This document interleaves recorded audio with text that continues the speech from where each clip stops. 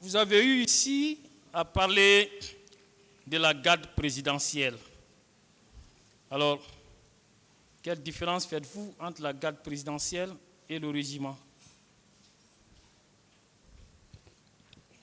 La garde présidentielle, son échelon supérieur, c'est le régiment. Oui, vous pouvez nous expliquer? Non, je ne peux pas vous expliquer, c'est un peu technique, je ne peux pas vous expliquer. Quelle est la différence? Oui. J'ai fait la différence. Vous savez, c'est l'occasion pour nous d'apprendre auprès de vous sur des questions intéressant ce procès qui ne sont pas, permettez-moi, qui ne sont pas des questions strictement juridiques, mais qui sont des questions militaires. Je crois que ça plaide même en votre faveur, parce que ça va permettre à cette juridiction de faire une meilleure appréciation des faits. Donc, il est toujours important d'expliquer ce qui est à expliquer lorsque c'est technique. Je ne peux pas expliquer ici.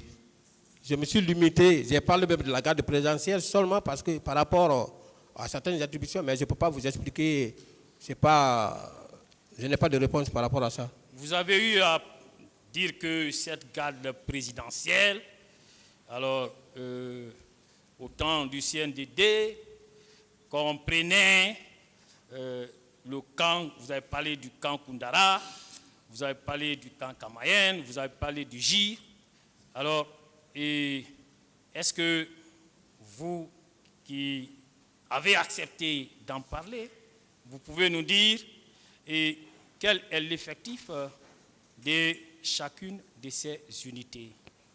Je ne peux pas vous parler des effectifs de chacune des unités, mais j'ai voulu vous faire comprendre, comme vous ne me laissez pas tellement parler, sinon ça pourrait aider le tribunal à mieux comprendre pourquoi, dans quel contexte j'ai eu à parler de ça. Oui, allez-y.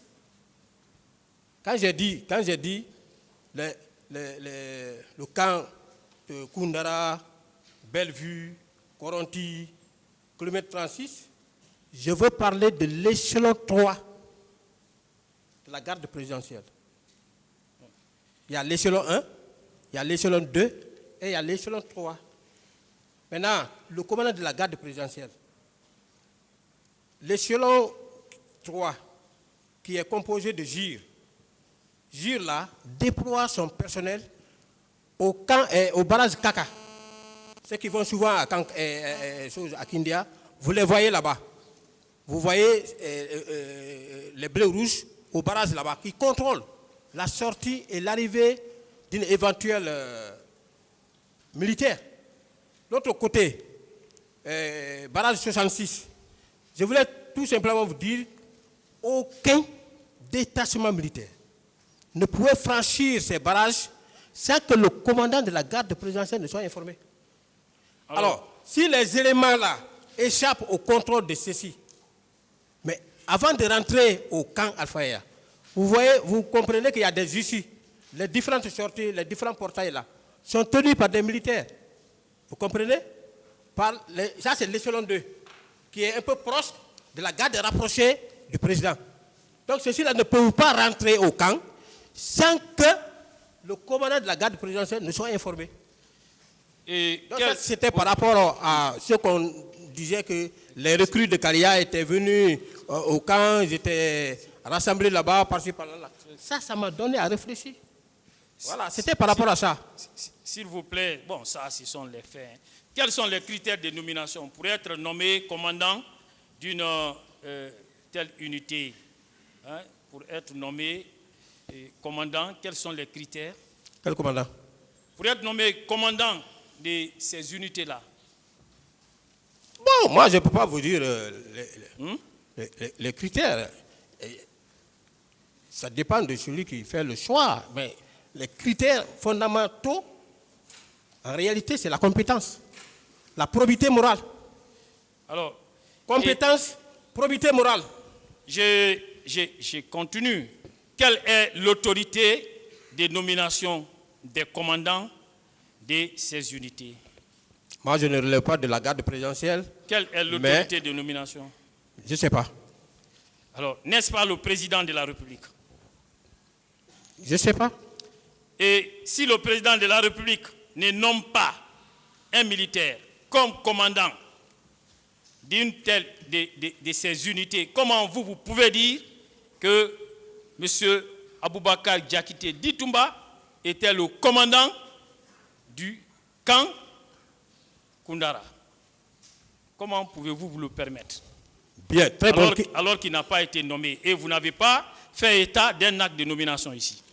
Très bonne question. Malgré que j'avais expliqué, maître, j'ai dit encore une fois que le commandant Aboubakar Siddiq Diakité Ditumba, au regard des explications qu'il a eu à donner, au regard des faits, des actions qu'il menait, me laissait croire qu'il était le commandant de la garde présidentielle. Deuxièmement, parmi les actions, parmi les comportements, il a expliqué ici devant ce auguste tribunal que quand Makambo est allé interpeller à Koundara 2 éléments et que Begré lui a rendu compte, il a aussitôt réagi. Il a dit que pourquoi vous laissez vos éléments sans vous référer. Il s'est déplacé pour aller les libérer. Okay, qui veut dire... Vous êtes en train de revenir. Voilà. Permettez-moi, vous savez pourquoi je vous ai posé cette question? Parce que vous partez d'un raccourci trop simple pour faire une déduction inacceptable.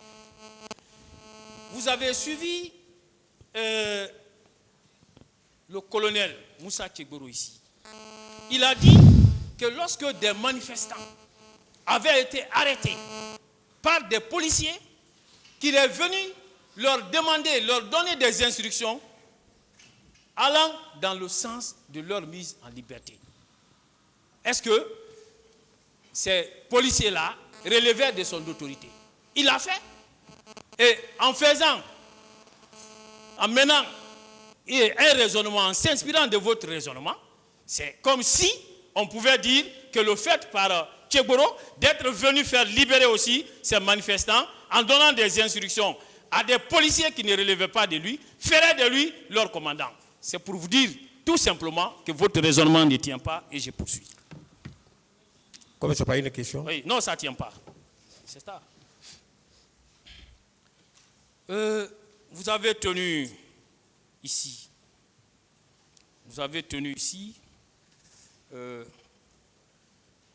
un propos.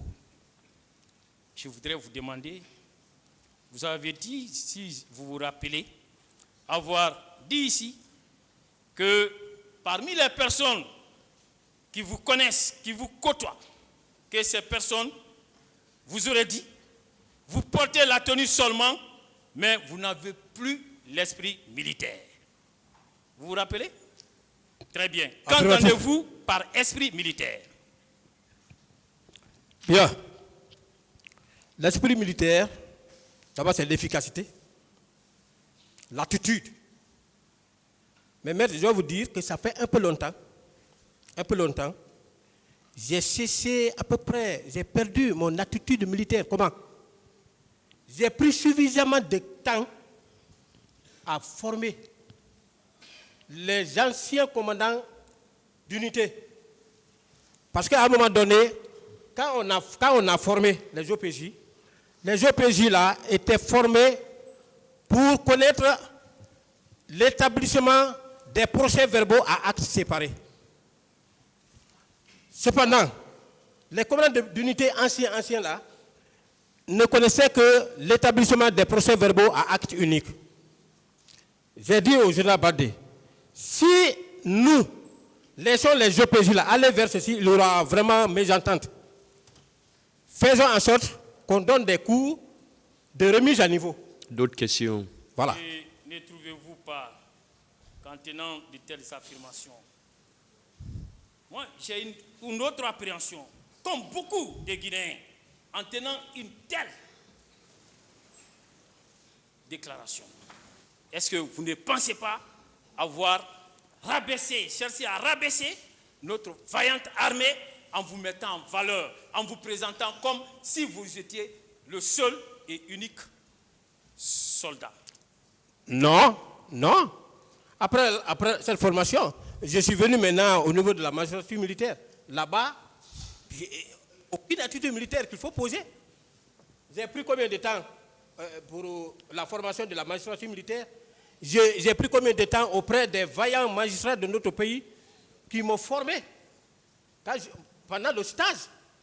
Durant tout ce temps, moi, je ne portais pas la tenue. Je portais la tenue civile. Après le stage, on est parti à l'intérieur pour la vulgarisation du code de justice militaire. Après, on est venu dans les différentes juridictions. Maintenant, au fur et à mesure, je m'éloignais. Voilà. Bon. C'est dans ce contexte, ce n'est pas autre chose. Et je ne suis pas le plus instruit dans l'armée, non? Bon, ça a tout l'air, hein?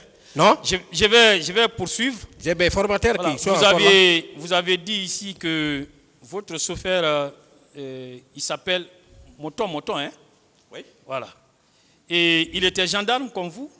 Moton était gendarme. Il était gendarme. Affirmatif. Ok. Et il portait des bérets rouges lui aussi? Non. Il ne portait pas de bérets rouges? Non. Est-ce que vous le connaissez bien? Maître Doumbouya, vous pouvez communiquer ces photos-là? Alors, oui. Voilà, donnez-lui une photo. Non, c'est bon. Il ne faut pas tout distribuer ici. Il y a les autres parties. Son client qui doit recevoir. Non, maître, ça va finir. Ça va finir. Donnez d'abord. Oh. Vous le reconnaissez.